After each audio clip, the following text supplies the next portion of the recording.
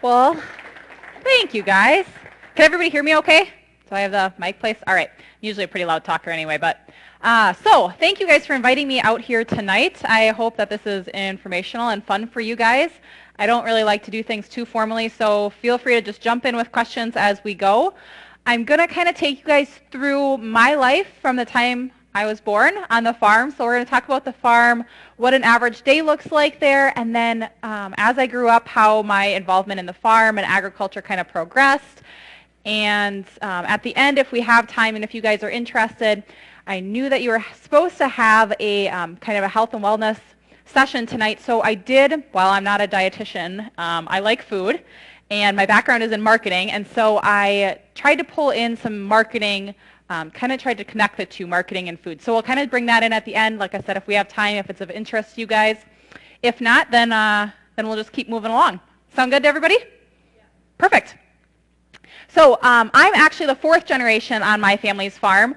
Our farm is in Welch, Minnesota, which is about an hour from here, which I'm guessing most of you guys have heard of the Welch Ski Village before. Our farm actually overlooks the ski village, so we're actually above the ski village, which is kind of weird to say, but across the highway and up above the hill. My great-grandparents, which are pictured there, actually bought the farm. And bought is kind of a weird term because they didn't buy it, they inherited it almost. My great-grandparents started in Illinois. That's where they had their farm, where my grandma was born and raised until she was about 10 or so. And then a gentleman that owed my great-grandpa money was the one who owned this farm. Unfortunately, that gentleman passed away, and the only way that my great-grandpa could get his debt paid back was to move up to this farm and sell his farm. So they trucked all the way up to Welch from down in Illinois, south of Chicago, actually, and came up here where there was no electricity. In 1936, they had electricity and everything down in Illinois. So they moved up here. My grandparents took the farm over in 1943, and then my dad and my uncle currently own the farm, and they started their partnership in 1983. So as you can see, I'd be the fourth generation Carlson on our farm. This is what our farm looks like today, and this is the family and involvement on it, everyone who's there today. So you can see I think there's a laser on here actually. So that's my dad and my mom, my uncle and my aunt, and their son and his son, my brother, and then my grandma. And my grandma still lives on the farm today. She is 94 years old, and I actually have the privilege of living with her when I moved back home. And we'll talk a little bit more about that in a little bit. But she lives in the farmhouse right there. I grew up in that house. That's where my parents still live today. And then my uncle lives down there at that farm. And so, fun story for everybody, because I think this is adorable. My grandma grew up in this house, right? This was like the main farm. As you can see, it's grown a little bit, right, since that picture. My grandpa, there used to be a barn down here, and it burnt down, but he grew up on that farm.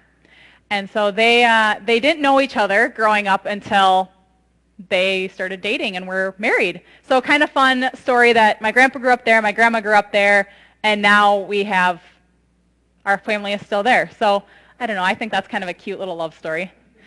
As you can see, some things have changed, right? We still have our original barn there, and our hog barn is still there today as well. You can see it here is our hog barn and the original barn. We've added on to the barn to accommodate the growth in our family and people that need to be supported off the farm. But the original farmhouse is still there. The windmill is still there. And then we've added some sheds and other items to house our tractors and equipment in today. Does anybody have any questions on this picture or what anything is so far? How big is it? Say that again? How big is it? We milk about 80 cows. How many acres? 240. Yep, so we farm this right here along the tree line, and then it goes way back here and then back over this way as well, and a little ways this way, but mostly back here. And then the ski village, just a fun fact, is like right over here. So our farm is here, and the ski village would be like right there. So as I was saying, we are a dairy farm. We also raise a few pigs.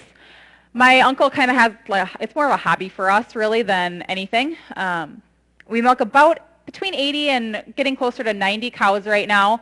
We're not intentionally growing, it's just how things are happening on our farm. We're having more animals. And then we also raise a picture I have there of the corn and the hay. So we raise enough feed for all of our animals on those 240 acres. So there's not really a whole lot, unless we have a really good year, there's not a whole lot left for us to sell. All of that goes into feed for our animals.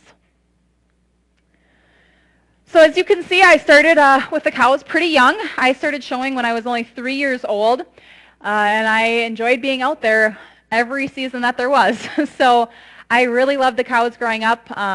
Was involved with both my uncle there helping me and my dad there. We were showing, I was getting the calf ready to go to the county fair there. And here I was even practicing in the fall. So no matter the temperature, I was out there. So a normal day on our farm starts about 4:30, 5 o'clock in the morning. We start milking and feeding the cows. We never had any hired help until I went off to, until I moved down for a full-time job down to Milwaukee. And so she comes in about 4:30 and she'll start milking for us. My dad and my uncle get down there about 6 o'clock or so and start feeding and help milk. It takes 2 of us to milk at a time. Because of the way our barn is set up, we still have a tie stall barn. Just so I have an idea, how many of you grew up on a farm? Okay, so quite a few of you know what I'm talking about, or had a relative that had a farm. So we, in the morning, after we're done feeding everything and we get everything milked, we then actually start cleaning barn.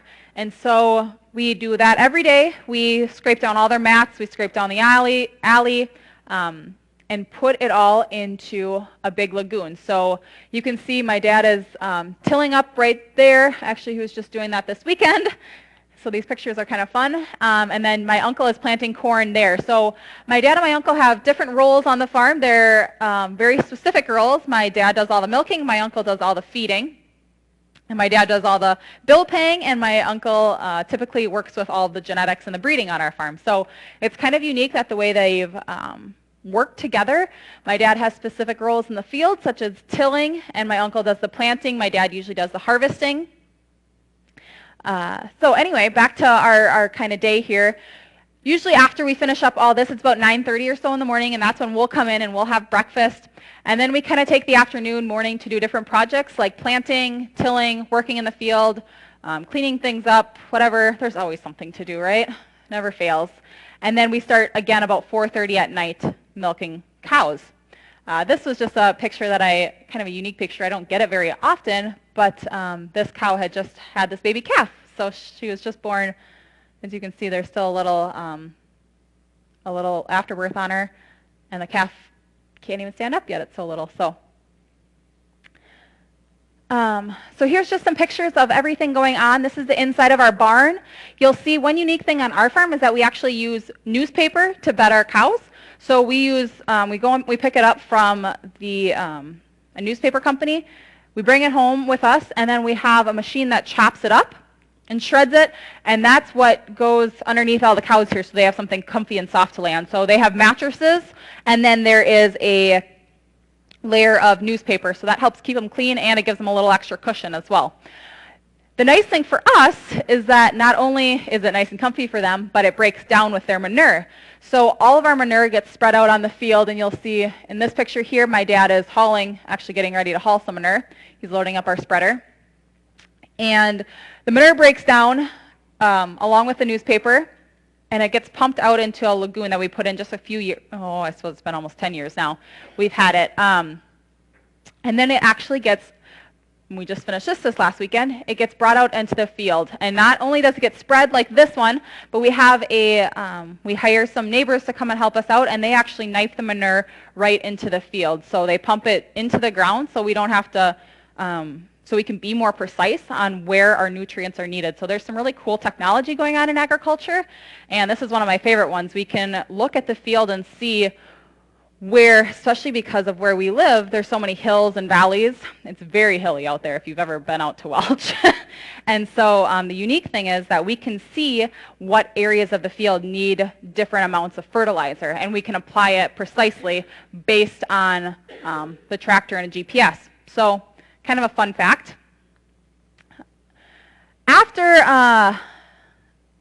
okay, so sorry, we're going to go into kind of my life here. Was there any questions on what we're doing on our farm before I move on? How much hay ground do you have? When you bale it, do you with silage put it in the silo? Or? Yeah, so some different crops that we raise, and I apologize, I didn't have time to run out and get any today, but sometimes I like to run out and get feed for everyone. We feed our cows kind of a mixture of, I have a couple things here, I guess. I can show it to you. We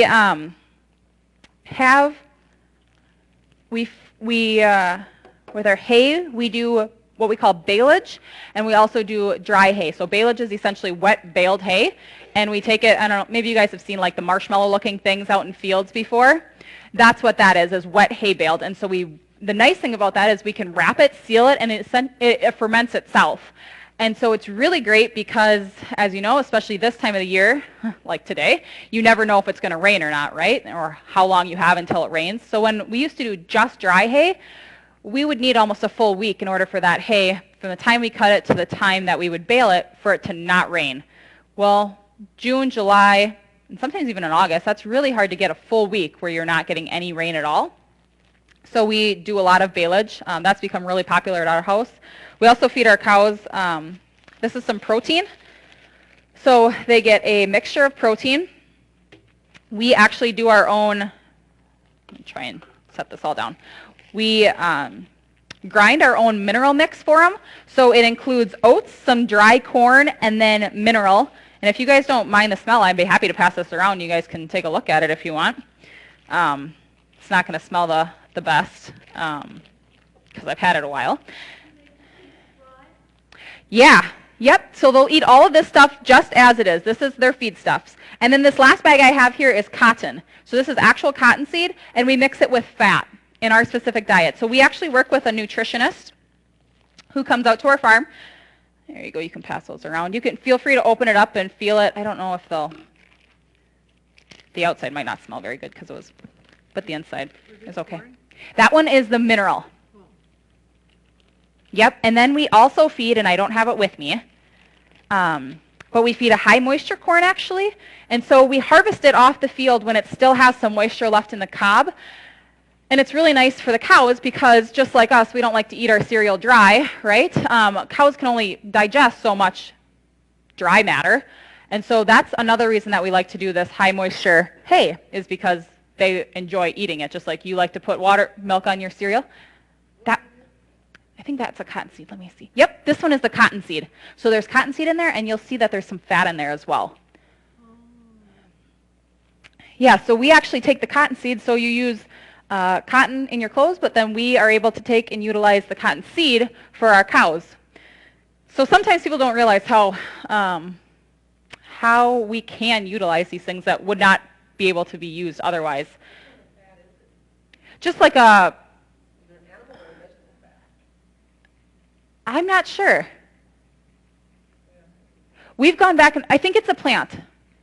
We've tried different things actually, and it depends on, so when we first started this, like I said, we work with a nutritionist. So our diet for our farm looks sort of like about 60 pounds of corn silage. So that's where they take the corn and the whole stalk. The cows will eat that. That'll be about 60 pounds. Then the hay is probably, I don't know, maybe between around 15 pounds, I would say. The cotton is about 5 pounds a day. High moisture corn, our corn is about 10 pounds a day.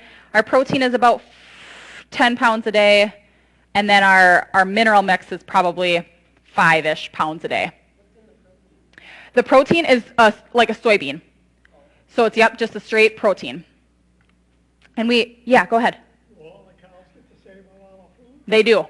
Yep, so they, on other farms, so not, on our farm they do, because of the size that we are, it's too hard to mix up different rations for everyone. Some farms will get really precise and at different stages of their, what we call lactation, so their milking cycle, they will take and feed them different amounts of things and try and coordinate it. What we do works really well for us, so we've never seen a reason to change it, right? When something's going good, don't mess with it. It's kind of than our motto on our farm. But yeah, they typically get the same. And what we actually do is we take it, and you'll see it's all separated out now. But, and I apologize, guys, if it doesn't smell very good. I've had this in my bag, so I just brought it with just in case. But normally I bring fresh stuff with. But with the time crunch today, I didn't have a chance to do that, so I apologize. What we'll do is we'll actually take it and we'll mix it all together. So a lot of times, you know, like you don't eat lettuce separate and then your strawberries and then your chicken, and then you'll mix it all together, right, in like a Caesar salad or however you want to eat it. We do the same thing with cows, because otherwise what happens is they pick out their favorites, like their dessert, which is the protein or the corn, and they will just eat that. And then the pH of their stomach actually changes. And so we want to try and get it all at one time for them so that they're eating equal proportions. Does that make sense for everybody? Yeah? Pig producers get just as much to eat as a poorly producing cow. Yeah. Yes and no. We'll feed more hay, so we'll feed hay based off of, hay is kind of their filler on our farm. So other farms, they'll adjust their ration and they'll feed them more. We haven't really ever had a need for that, I guess. Our cows are all pretty consistent in how they milk. So when they first calve, okay, I'm going to do a little science for you guys. When they first calve, it's very much like a woman. When they first calve, they don't milk very much, and then they kind of go on this inclining peak. So it's like a curve if you're taking a test in a class, right? It's a bell curve. So they peak, and then they kind of level off for a while, and then towards the end of their lactation, or when they're getting ready to calve, they'll kind of start to dry themselves off, and then they'll decrease. And the reason that we continue to feed them, even if they're not milking as much, feeding them the same, is because we want them to have a little extra, they're using that extra energy of that feed for that calf. So it's not going to milk production, but it is going to that calf. Does that make sense? Yeah, everybody? You look confused still. I'm not a farmer. Oh, that's okay. It wouldn't be worth me coming here if I just sat and talked to other farmers. All right. Yeah. What is your average milk production?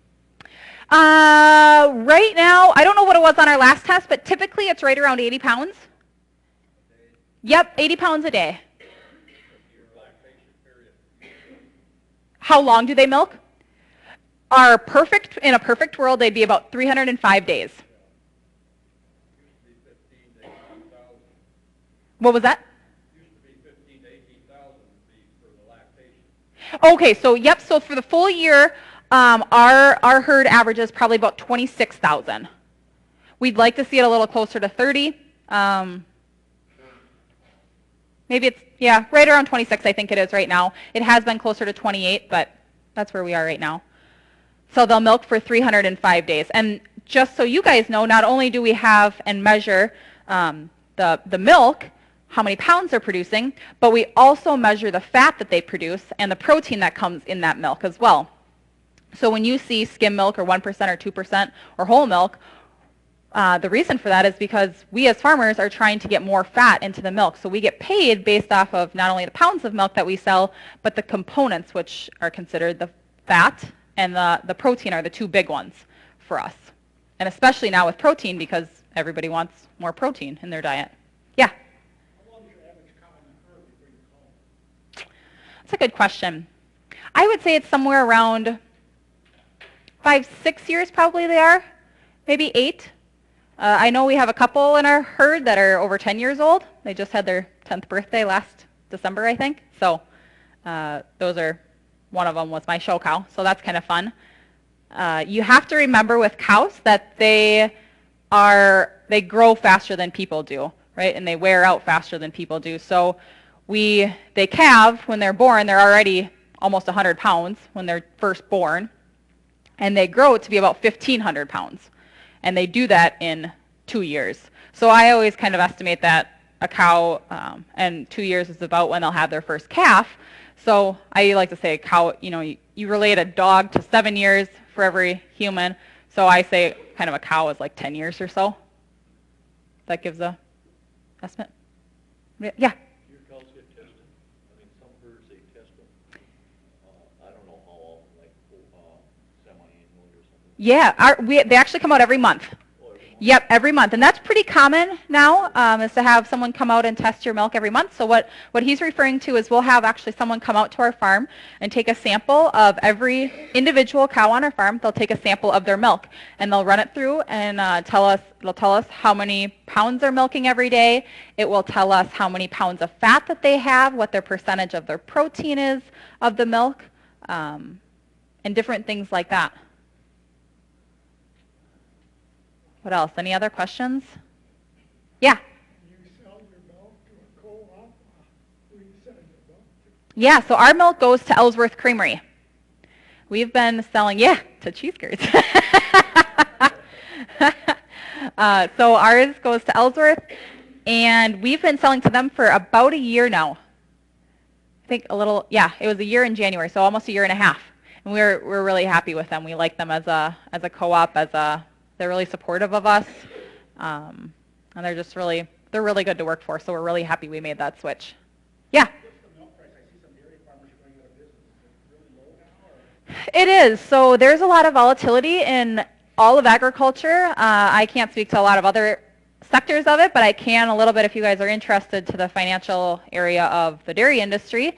Right now we're kind of in a position that we never thought, or my dad, I guess I wouldn't have any idea, but my dad would say he never thought he'd see us in, where there's just too much milk on the market. And so we're getting probably about, I think Dad said the last check was about $12 or $13 was our price for every 100 pounds of milk we sell. And that's not a very good price. They say you need about $15 for every 100 pounds of milk, so that's how we get paid, is based on every 100 pounds. So you guys buy it based on the gallon, but we get paid by the 100 pounds. They say you need about $15 to break even, is most common for dairy farms. So we're lucky because we don't have a high debt load, because we've been doing it for 30 years. If I had bought the farm, we'd probably be in a completely different conversation, and I wouldn't be here tonight because I'd be milking. But we're lucky in that situation. There's a lot of, honestly, the dairy industry is pretty scared right now because we don't know what direction it's going to go. Production continues to rise and consumption continues to decline. And, as a society, we like the convenience and we like the price factor are probably two of our biggest things when we're shopping. And it's hard to, as a smaller farm, it's hard to compete with those larger ones when that's the goal of the consumer. So I think in agriculture, we're still trying to figure out what next steps are, but that's kind of where we sit right now. Subsidies? Government subsidies at all? Not really in dairy. You'll see a little bit in crops. Dairy's a unique one. They've tried to come up with programs to help balance out these highs and the lows because it's become so volatile. 3-4 years ago, we were sitting at $20 for every 100 pounds. And within a year, we dropped down to 12. So that's a pretty crazy drop. If you're managing any business, that's a really scary thing, especially when you can't control the demand. It's not like we're making T-shirts and all of a sudden we're not selling as many. We'll just slow production down. That's not how it works on our farm. And so the cows still have to be milked. And, back to the culling question, we don't want to just get rid of animals just because. That's not really good practice either. So just a lot of questions in the agriculture sector right now. Any other questions? Yeah? Ronald Reagan said at one time, well, there are just too many dairy cows. Now, I grew up in an agricultural community, and we had dairy farms, and that was very hard for those people to cull they were attached, not like pets, but they were... You're attached to them, yeah. And I just don't see with the world situation as it is. My point of view is, instead of dropping bombs on wedding parties and things like that, why can't we take milk and send it over to these people? Why don't the farmers rise up? I mean, there are a number of us that would get behind it immediately.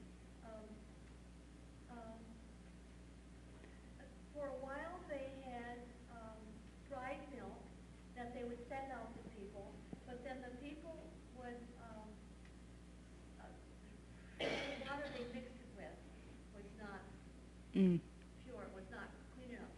So if we could freeze-dry milk or do something and send it over to these people rather than dropping bombs on, my heart just went out to these people stranded in Greece that didn't have milk for their children. Now, we have milk in this country that has a high fat content, and they urge people to drink, because we're overweight, low-calorie, low-fat milk. But that's not true with people in other parts of the country. I have family members who are missionaries in Africa, and whole milk with a high fat content would be very welcome there. Is there any group that's opposing all this talk from the politicians about having too much milk? Yeah, so you bring up two really good points, and actually I can speak to one of them at least, distribution of products. So actually, when I moved, I had briefly mentioned, after college I had moved away from the farm. Actually, I went to school at River Falls, graduated from there with my agriculture marketing communications degree, and from there I was full-time on the farm. My dad, right after graduation, my dad decided he wanted to break his ribs. So while he did that and he rested up and hung out in bed, I was full-time on the farm for a while. And then did a few things, few out-and-end things, but eventually ended up moving down to Milwaukee where I worked at an advertising agency. I was down there for about 1.5 years and moved back here to Minnesota to my farm and started direct marketing our product. And not our milk products, but the beef and the pork. And then we actually raised some chickens too, and I did that. And so one thing I really discovered was local food is a hard thing to distribute. And as I talked a little bit about, the American shopper and wanting the convenience and the price point, distribution is another issue that we face, especially with dairy, because it's such a perishable product that that distribution is a difficult thing, and that's why you don't see a lot of farmers direct marketing their milk. Did I see another question as well before? Have you ever thought about organic? Get a better price for your milk? Yeah, we did. Probably, sometimes I forget that I'm in my mid-20s and I still feel like I'm right out of high school. So it's probably been, 20 years now that my family considered it, because we were doing so many things that were organic, and honestly, not that we are organic, and I would never want to pass that off to someone, but we do. It wouldn't take a whole lot. It wouldn't have taken a whole lot for us back then to have transferred over. The problem is, at least in our situation, that it's a 3-year switch. So you have to wait 3 years. You start the process, and then 3 years later, you can finally say, okay, I'm shipping organic milk. Not only that, but right now, actually, the organic market, even the organic market, is flooded with milk right now. So they have too much milk in the organic side, and we have too much on the conventional side. So it wouldn't be a good time to switch over to that. And I don't know that our values completely align with the organic side. We still want to be able to use some of the technologies available to us when we need them. And so we think that we can be a happy medium between the two in using technologies when needed, but only as needed and not necessary, such as antibiotics. The organic side isn't able to use antibiotics when they have sick animals, and that would, at least if I was, maybe I can't speak for my dad and my uncle, but for me that would be the hardest part, I think, would be if I have a sick cow, then what do I do? I would. You would have to get rid of the animal. Really? Yep. Yeah. And so that's, for myself, that's always been my hesitation. Of course, it doesn't happen often. We really see very few cases of it. I better knock on some wood now. Of animals being sick, but one is enough for me to say, okay, well, now what? And organic is really good at pushing on the prevention side, which is great, but it's definitely a very different management style, and you have to have knowledge of that if you're going to do it. Yeah. Yep. There's that A2 milk now too, that's like the big push for that. Yeah. But that doesn't come from Holsteins, right? Right. You're going to see that more in jerseys, and they're still doing a lot of. Actually, I don't know if there's any research going on with it, but they're thinking of doing research. I guess I've seen some. I haven't seen any substantial research that says one thing or the other, which is I'm hoping It's outside, right? cost-wise. Yeah. You mean? You make more money off it. Yeah. Yep. If you can find a market for it. Yeah, right. Yeah. It's all about finding the market. You can produce any product you want, but unless you have a market for it. All right. Any more questions at all? Okay. So I didn't really talk a whole lot about my background, but I will, and you guys just chime in with questions as they come up, and I'll try and keep talking about the farm as well. So like I said, I graduated high school. I was actually the Goodhue County Dairy Princess in 2009 and again in 2011. Unfortunately, wasn't good enough to get my head carved in butter, but it was still a fun experience. I met a lot of great people, and what my role was to go around Goodhue County and talk about the dairy industry and what we're doing on our farm. So very similar to what I'm doing today. I had my first job at an ice cream shop, which only seems right for a farm girl, right? A dairy farm girl. After high school, I went to UW River Falls and got my degree in agriculture marketing communications. I did some really fun things like played broom ball. So I had a lot of extracurriculars that I was involved in and actually got to do a study abroad over in Ireland. And when I did that, my coursework was to write a paper on the effects of, let me make sure I get this right, the marketing effects of obesity in Ireland versus America. And so that was pretty interesting to see the different marketing tools that they were doing over there. And you know, this was 5 years ago, so I don't know how relevant it would be today. But it was interesting to see what they're doing and what their rules and regulations were in Ireland versus here, because at that time we were talking about putting laws on marketing to children here in the United States. I don't know if you guys remember that, where they were talking about, it wasn't a huge discussion, but there was a little bit of discussion going on about putting regulations on TV commercials and advertisements towards children. So I did that. After college, actually during college, I went on an internship to Chicago, and that was the view out of my bedroom window. And so I had a pretty rude awakening when I went there, because I grew up on a farm. I went to River Falls. When I went to River Falls, I barely even know, I mean, I grew up in a town, I graduated 54 kids in Goodhue. I didn't even know how to cross a street with a stoplight, barely. And so I went to Chicago, tried to use public transportation, but the internship and the experience was really good. And I think that was where I first realized that not everybody has access to farmers. And that was a very foreign concept to me, to not know where your food was coming from. And that trend kind of continued for my life as I continued to go into my adulthood. I had an internship with Minnesota Farm Bureau, and I was in charge of their state fair building, and that's what that is a picture of. I actually sold cars for a while at Red Wing Chevy, so I was your typical used car salesman. I was there and realized that I can't do this. I need to be involved in agriculture. That's really where my heart is and my passion is. So from there, that's when I moved down to Wisconsin by Milwaukee and got a job at an agency. And I didn't dress like this all the time, I promise. But we had a Halloween party there. So that was the first time that I really was out on my own, was grocery shopping consistently on my own, cooking on my own, and really found out, oh, I don't necessarily know. So when I was growing up, we ate everything out of our garden. Pretty much everything we ate, and my mom was a godsend. She did everything for me while I was in the barn. So I did very little cooking when I was home, but really realized that not everybody knows where their food is coming from. I remember walking to the grocery store one of my first weeks down there and thinking, what in the world type of lettuce am I supposed to buy? There's like 30 choices here. I don't even know what the difference is. And I thought, man, if I'm a farm kid, grew up living and breathing this stuff, how is somebody who isn't a farm kid supposed to know what all these differences are, and what marketing to believe and what words not to believe? So eventually I ended up moving back home, realized that my family was really, really important to me. I actually took a leadership class, and this is the president of the Wisconsin Farm Bureau, and realized that my values were my family. That was my priority in life. So I needed to be where they were, and moved home. That's my grandma there.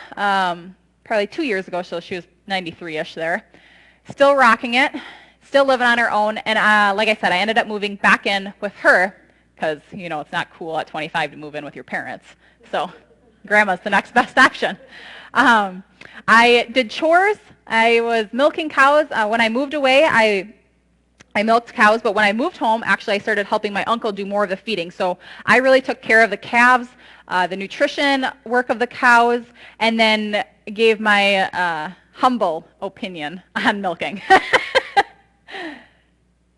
So like I said, I was direct marketing our beef and pork, and I actually went up to farmers markets and sold that last summer.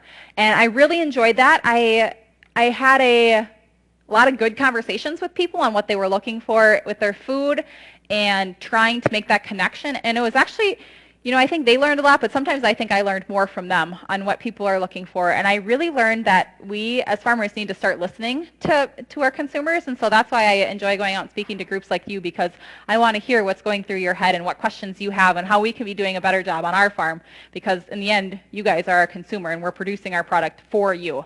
So that's kind of some of my background. If you guys want, I have some extra, like I said, my background is in marketing, and so I can go through some of the different marketing claims that you'll see out there, if that's good with everybody. Okay, so I just want you guys to kind of take a look at all these different things. You know, we were talking a little bit about organic. What does that really mean? Free-range eggs.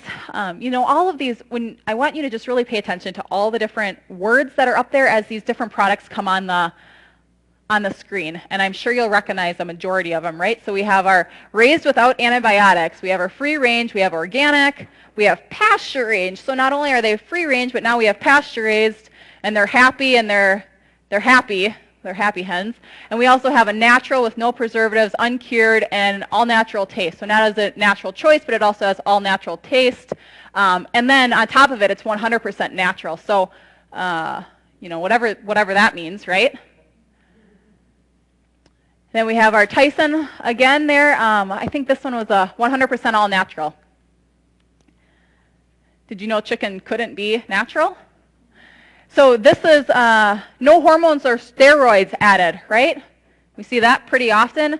The nice thing about this is we see right down here this little asterisk that says no artificial ingredients, minimally processed. And then it says that this little asterisk is hormones are actually illegal in poultry production. So there's no hormones added, but just so you guys know, it's actually legal. So if we had done it, we'd be breaking the law. This one is particularly important to us as dairy farmers. Milk is not treated with RBST, although there's no difference with cows that have been treated with RBST. Does anybody even know what RBST is? Yeah, sort of. It occurs naturally in cows, and we'll talk about it in just a little bit. And then here we go. We have natural chips. So we have natural bacon and we have natural chips. And then my favorite is our lovely Chipotle, who has local, because they are a local company. And then we have gluten-free butter, right? And then we have, again, our all-natural eggs from free roaming. So not free range or pasture raised, but these are free roaming. And then this one is turkey raised without antibiotics. Little disclaimer, now I work for Ferndale Market, so they're a little, maybe some of you have heard of them. They're a little grocery store in Cannon Falls. They're actually a turkey farm, and they have a little grocery store right on the farm. And I really enjoy working for them, but we can talk about that if you guys have questions about that. So I just wanted to give you guys some definitions, and you guys can ask questions as they come up. Please ask questions, because that's how this conversation will go best. So we continuously see natural, right, on so many products out there. What does, you know, when you see it on bacon and you see it on chips, well, is there even a definition to it? And the answer is there's not really a good definition for it, especially for meat, because it's true for pretty much all meats. So the only real thing is that it doesn't contain artificial ingredients or color. Again, you're going to see it most often on meats, and it's true for almost all meats, because it's just minimally processed. So we also talk about certified organic. So, and we were kind of talking about this a little bit ahead of time, what organic is. And really, it is just the process that the product is raised in. So it doesn't have any correlation with the health of the product or the safety of the food. It really has to do with the production method that was used to harvest that. So the methods that they're using to either harvest the corn or the soybeans or the milk, whatever it may be. No hormones added. So this is one of my favorites because like nobody adds hormones to foods. I mean, they don't take my milk and then they bring it to the processor and then they don't shoot hormones into it and then give you cheese curds. You know, that's not how this works. They're not doing that for you. So no hormones added is a big one for me and kind of bothers me. So hormone free, no hormones, again, completely irrelevant because everything has hormones in it. Even broccoli has hormones in it, you know. So that, again, is a very irrelevant and not almost a lying claim. And just so you guys know, hormones are actually illegal in poultry and pork farming. So you'll see it a lot on poultry and pig farming because that's common that people think that we use hormones to make them grow faster and bigger, right? Not the case. It's illegal to use hormones in those two animals. Raised without added hormones. So this is true in beef and lamb. And while I can speak a little bit maybe, but I don't raise beef or lamb, so it would be hard for me to give any statistics or anything like that. You can, if you do see it on beef and lamb, it is relevant if you see raised without added hormones. But like I said, those are the only two that matter. Is there any questions so far? Any of this? Okay, so no antibiotics used or raised without antibiotics. That is relevant if the animal never received antibiotics during its lifetime. So, excuse me, a lot of times, especially in poultry, it's probably most common in poultry and pork production, so chickens and turkeys, and I can speak a little bit to this again since I work at Ferndale, where they raise turkeys. They're never given antibiotics in their lifetime. So even if they get sick, they're not given antibiotics. Antibiotic-free is not a USDA-approved claim. So I don't know if you'll ever really see this on anything, but I feel like I have seen it on some packaging. I just couldn't find a good example of it. Irrelevant. You're not going to ever find meat with antibiotics in it. It will be discarded before it gets to you if for some reason that happens. I can speak to milk, for example.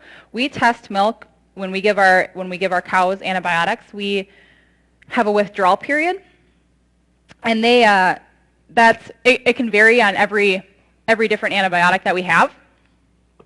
Usually it's somewhere around 4 milkings or so, probably 2 to 5 days I would say is common. Once it goes through that process, we actually have a on-farm test. Oh, I should have brought a little test tube. It needs 1 drop of milk. Have you ever seen those like little eyedroppers? It's less than that is what we test for. So we test on farm before we even put it into our milk tank. So what happens is when we milk the cow, we milk it into a separate bucket.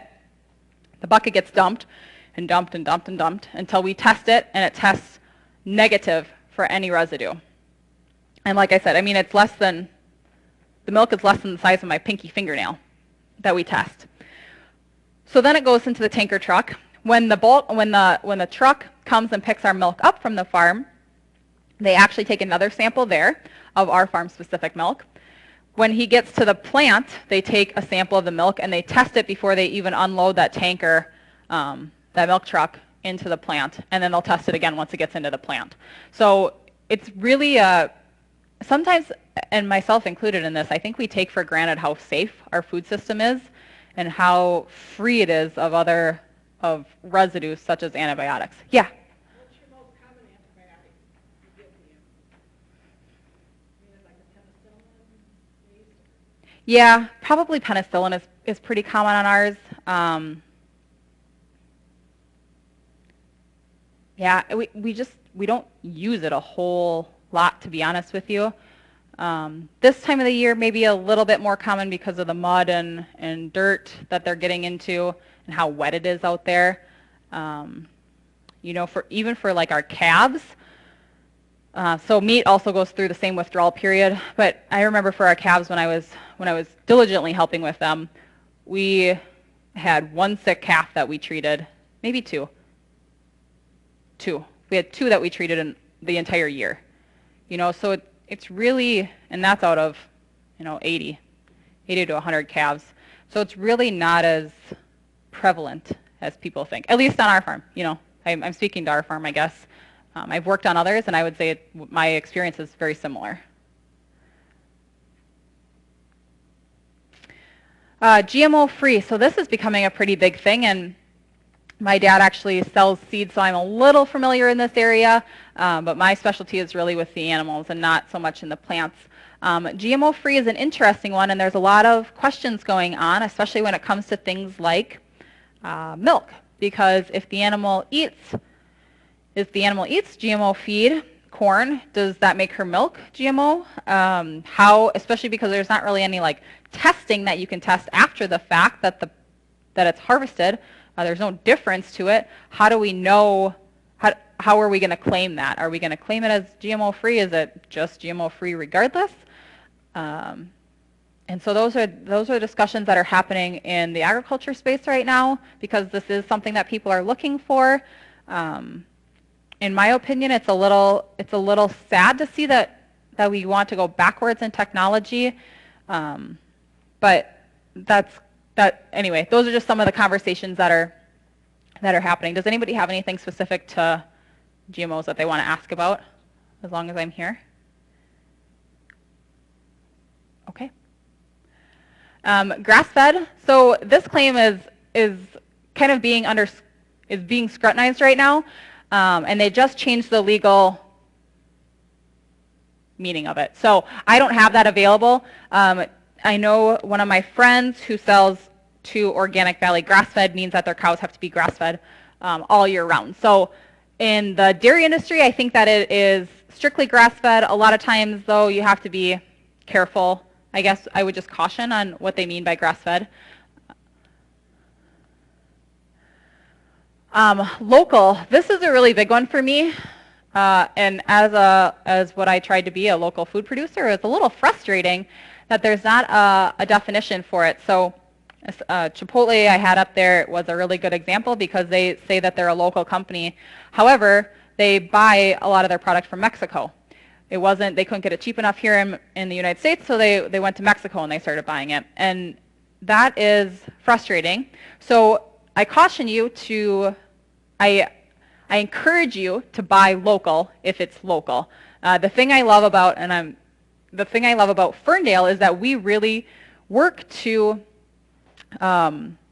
make sure that it's local. And so you will find some co-ops out there that do very similar things, and there's other co-ops that don't care as much where they're getting the product from. So just do a little research. There's not always a definition on it. Free range, pasture raised outdoors, free roaming. So this only means that it has to have been allowed access outside for 80% of their lifetime.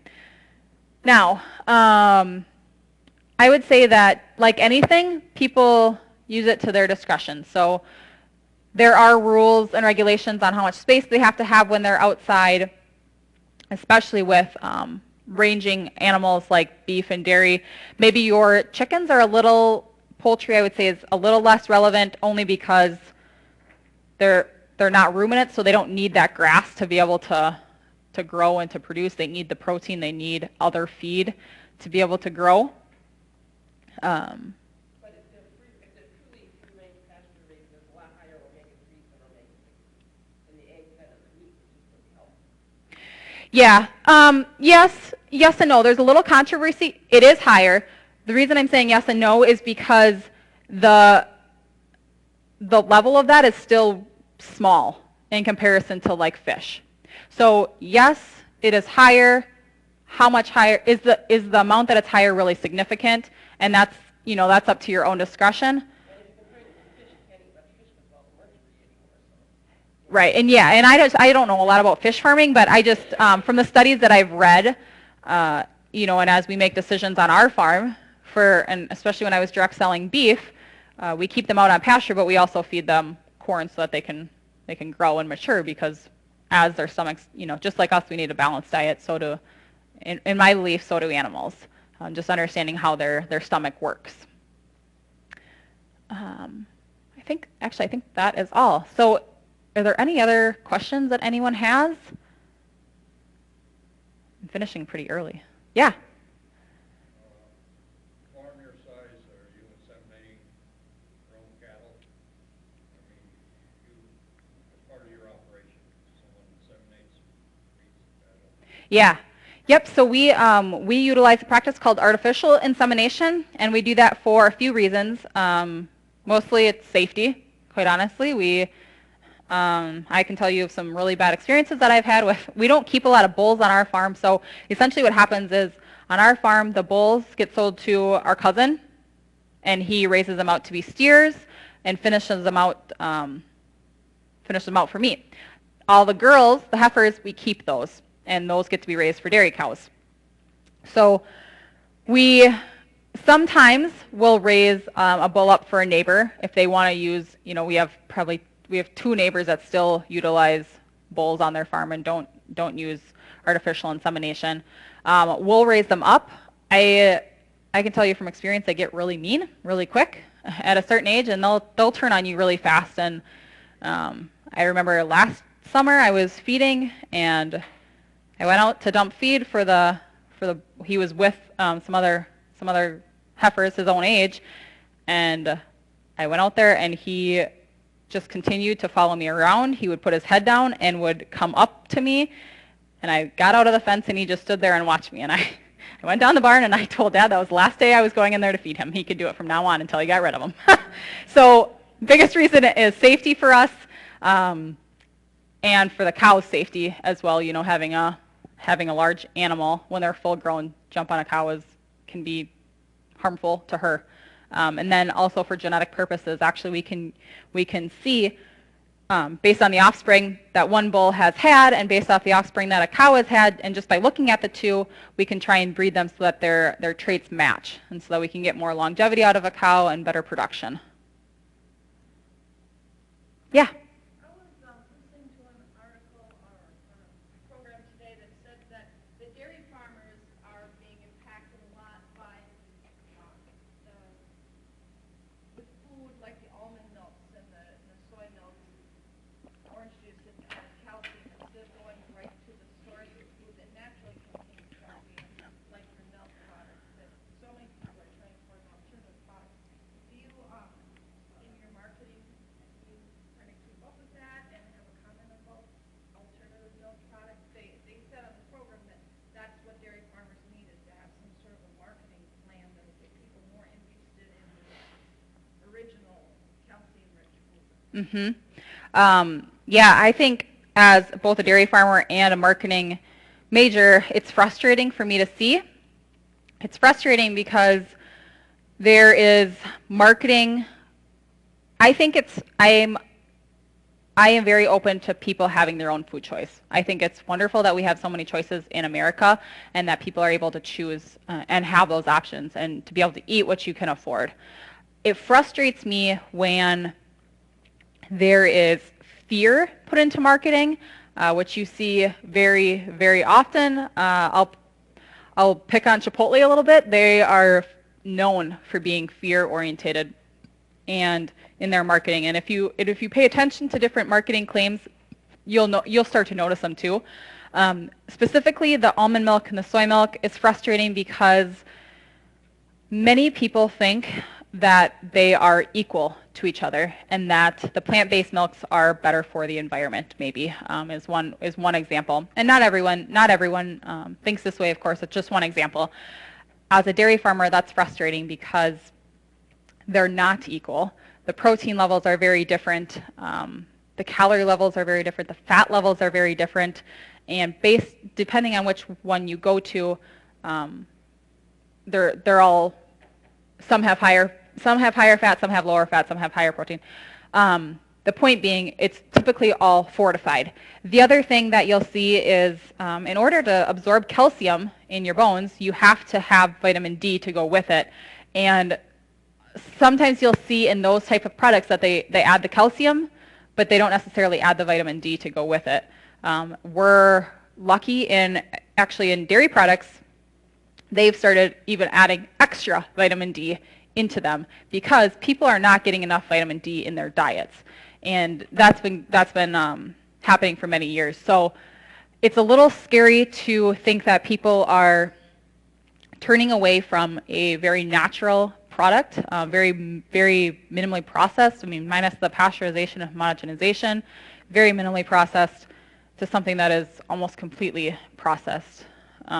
There's even discussion going on and some testing that has been done of meat being produced in a lab and that being better for the environment, and how people will prefer to choose that over what we're growing on our farm. So as someone who is in agriculture, that's scary because that's about my future. You know, if that's what people want to choose, then my dream to farm is probably not realistic. And I can't speak to the health side of things. I mean, I'm not a health expert. I'm marketing and very different. But so does that answer your question? Yeah. Okay. Anybody else? Real difference between raw milk and processed milk. Yeah, I'm happy to speak to that. Yeah, there is and there isn't. The only difference is pasteurization. And so on my farm, you know, I tell people we do drink raw milk because it's convenient, quite honestly. And it also seems silly to me to go to the store, to drive to the store to buy a product that I could have just stayed at home and had. I am 100% comfortable drinking any milk in the store and will buy it without hesitation in any way, shape, or form. I know that there's a big trend going on for people, and I get asked often if we sell raw milk. We actually consider it a liability to sell raw milk on our farm because of the salmonella that goes along with it. And so I think if people want to choose that, it's okay. It's not something I would recommend. There's in my mind, there's a reason we went to pasteurization so long ago, and that it became a law to do so. Yeah. What's the future of relatively small cow operation versus the 1,000 cow operation? That's a good question. If I had the answer for you. Yeah, I think the whole not only dairy industry but the whole agriculture sector is, and probably not even agriculture. I think we could probably extend to small businesses as well. You know, the idea that, and I was just recently having this discussion, that people want small, they want mom and pop stores, they want to shop local, but then they go on Amazon and buy, and Amazon is increasing and, you know, growing. So I think trying to find that balance, we're even more constricted in the dairy industry because it's so difficult to direct market your product. And so to have, you know, Ellsworth is a pretty small co-op, but you see a lot out there that aren't, like Kemp's, Dean Foods are both pretty large national companies. So I don't know. I don't have an answer for you. I think we're all pretty scared, quite honestly, on where it's going because there isn't a way for someone to support a small farmer if they want to. Or at least a dairy farmer, it's difficult to support that. And I think transferring over, you know, if I was to take over our farm, it would be very, very difficult to manage that on my own. And I'm not sure that it would be realistic to be able to do that on my own financially or workload-wise. You know, I certainly wouldn't have any time off, which I don't feel like I do already, so. Yeah. So is anyone else in your generation interested in joining? Like your uncle and your dad were a partnership? Your siblings or cousins or? No, I've recently kind of stepped back a little bit from my farm so that we can maybe one day hopefully have these discussions. I think on smaller farms it's even kind of plays into your question a little bit. The conversations are scary and they're not being had. And so it makes the transition and even the idea of it very overwhelming for everyone involved. Like I said, there's a lot of financial, and because the market is so volatile right now, it's a scary position for me to be in, but at the same time, they're getting older and they can't do all of the work themselves. And so, you know, we've seen how our farm had to grow just to support 2 families, and it should also be noted that my mom and my aunt both work off the farm, full-time jobs, so it's really not even supporting 2 full families. And my cousin works off the farm. Actually, it's just my dad and my uncle that are on the farm full-time. So to give you kind of an idea on, you had a question. Yeah, it seems that the most, if you're getting less than $1 a gallon, which is at $12 for 100 pounds is well under $1 a gallon, right? Yeah. 16 gallons and 100 pounds, give or take. Yeah, it's 8.6 pounds to a gallon. Yeah, so if you're getting less than $1, there's an awful lot of profit going to the people who are doing this work. Just a comment. You know? Yeah, I do. But it is funny how, you know, those truck drivers, I got to give a lot of credit to the truck drivers as well, because they're, you know, the people that haul our milk are working holiday. I mean, they work just as many endless hours as we do. They're working holidays, they're working snowstorms, they're driving those trucks in conditions we wouldn't even take our cars in, and they're full of milk. So, you know, I fully appreciate everything that they do. And so if we're getting about $1, you know, the processor obviously needs some money to package it. Maybe they get about $1, and then the people driving the truck get about $1. It's there's just not a lot of margin there in general to move with, and you can't raise prices. You know, people aren't buying your product now. They're not going to buy it when you raise prices. Yeah. Two-part question. What is the instigation to find a new buyer for your milk? And what's the main reason for doing that, or is it price? To find, so how do we choose someone to buy our milk? So you're asking? Yeah, you recently said you just, about a year and a half ago, you started selling to Ellsworth Creamery. Mm-hmm. And is that something you have to do often? You change? No. We were with AMPI actually for 15, 20 years. I think probably as long as I can remember. The biggest reason that we switched, well, 2 of them. One was price. That's usually the driver of any decision that you make, right? Though the price wasn't, I mean, it wasn't, we weren't going to get rich off switching. I'll put it that way. It was also service. We really appreciate what Ellsworth has done, and we're really happy that we made the switch now. Ellsworth really supports small farms. I think their average, I might as well put a plug in for them, right? I'm selling my product there. They really support small farms, and we didn't feel that that was the direction that our other company was going. We didn't feel that we were getting the service that we wanted because of our size of our farm. So that was the main reason. A little bit of a side note on that, maybe many of you have heard of the grassland situation. Has anybody here heard of that? Yeah, that happened.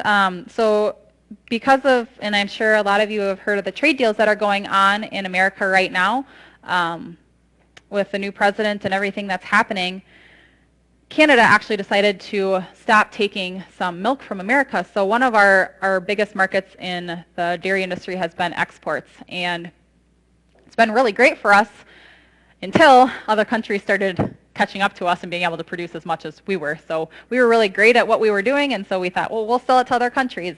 And now that they've become so profitable and good at what they're doing, our exports are going to start declining. And so there's just a lot of conversations going on. You know, even 2 years ago when we looked to switch to Ellsworth, we had 3 co-ops that wanted to buy our milk, which was, that's pretty cool, right? People want to buy your milk. And just this last month, the co-op had to drop farms because they didn't have a market for their milk anymore. And so they told approximately 70 farms that they were not going to be taking their milk anymore. And those farms could not find a home for their milk. So we had a really big effort going on in the dairy industry to try and spread out that need, but it was a difficult, it was a pretty hard thing, and there just isn't a market for it. Yeah. Mm-hmm.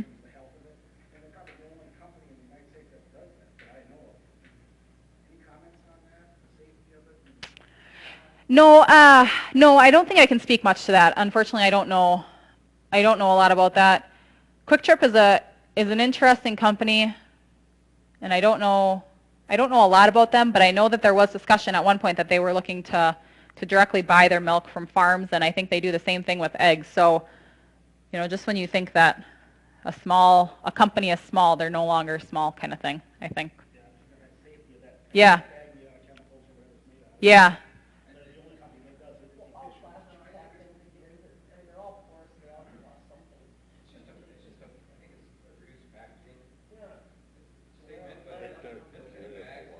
What was that? The plastic bags?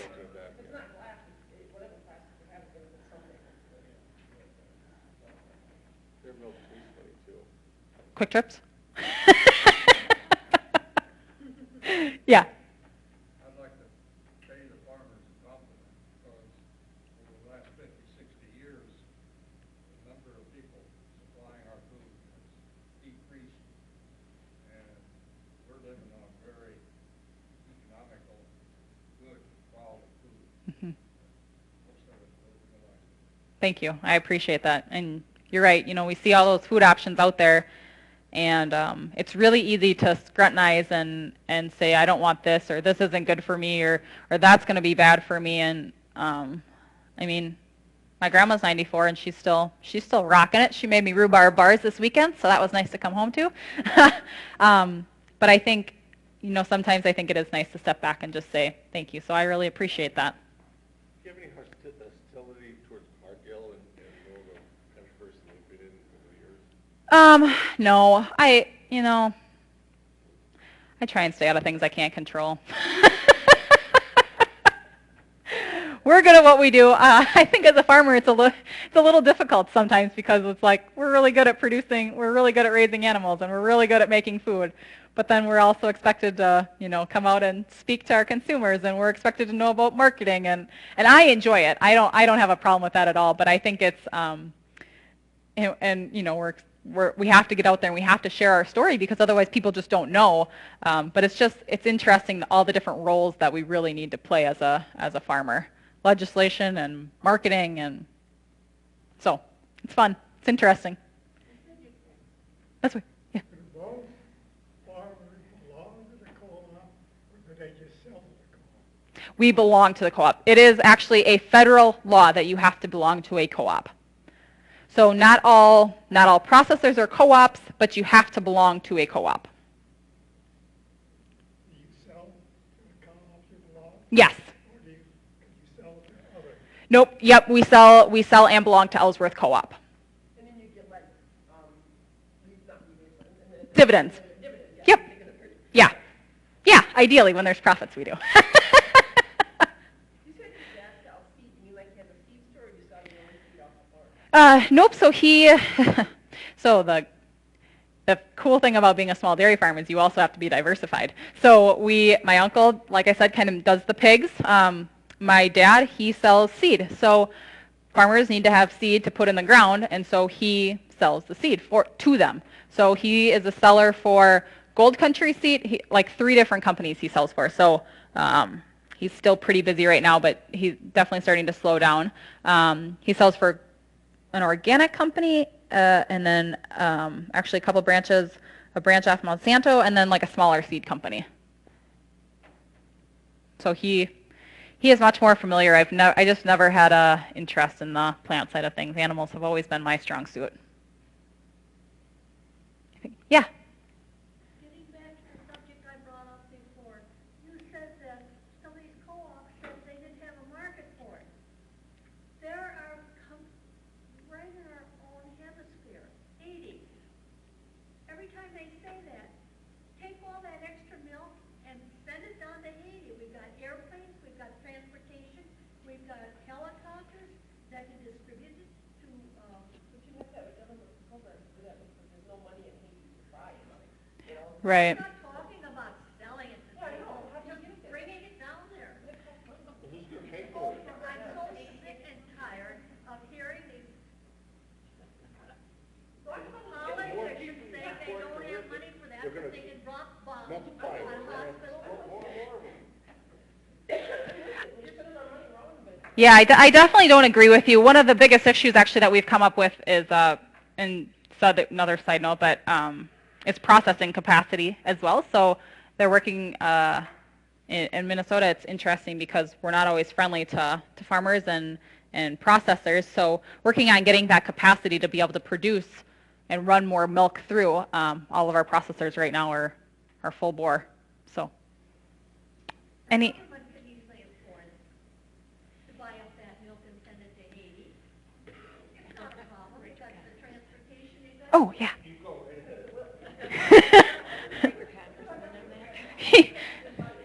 Yes, I'm sure the congressman would be happy to hear. I definitely don't disagree with you. And we actually we do have a program, if any of you are interested, it's called the Great American Milk Drive. And you can actually go and I think Wisconsin might have their own too, but I'm fairly certain it's still going on, the Great American Milk Drive, where you can go and buy milk essentially for other people, I think is how it works. Or you support, you donate money and then they donate money to food shelves. So, because, as perishable products, you don't get a lot donated to food shelves. All right. Pick away. Somebody put my name in here? Maybe.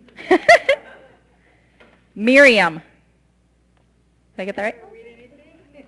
So there's T-shirts over there and a water bottle. So take your pick. There's one of the T-shirts is a large. The other two are mediums, or the water bottle, whichever one you want.